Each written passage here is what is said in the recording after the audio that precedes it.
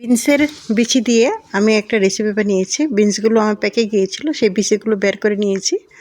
তো বেশ বিচিগুলো কিন্তু অসাধারণ লাগে খেতে।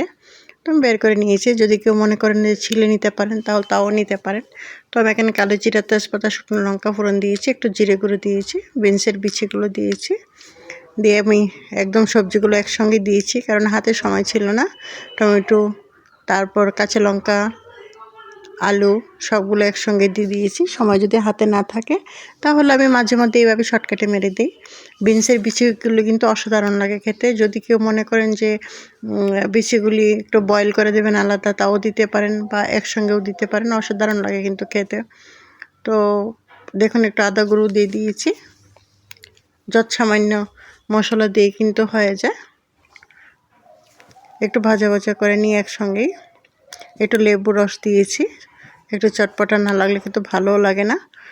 একটু অল্প একটু জল দিয়ে নাড়াচাড়া করে আমি এখন একটু ঢেকে দেব, যাতে একসঙ্গে বয়েল হয়ে যায়।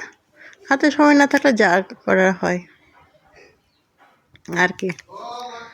তো একটু এঁকে দিচ্ছি। আর ওইদিকে আমি সবজিটার সঙ্গে খাওয়ার জন্য একটু পাও ভেজে নিয়েছি বাটার দিয়ে।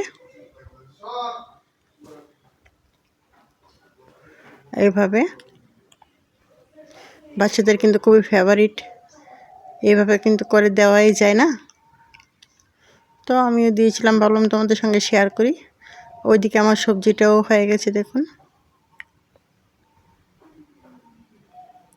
একটু নাড়াচাড়া করে একটু ভেঙে দিতে হবে। ভেঙে দিলে সবজিটা পাও দিয়ে খেতেও অসাধারণ লাগবে। গরম ভাতের সাথেও ভালো লাগে।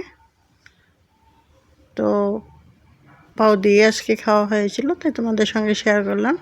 একটু গরম মশলা নামানোর আগে দিয়ে নাড়াচাড়া করে নামিয়ে নেব। দেখুন হয়ে গেছে আমার। আরও ভেঙে দিতে পারেন, অসুবিধে নেই। তবে আমি একবার ভাঙিনি, একটু একটু রেখেছি ছোট ছোট পিস। তো এখন আমি তুলে নিলাম। দেখুন কীরকম হলো বন্ধুরা, একটু কমেন্ট করে অবশ্যই জানাবেন।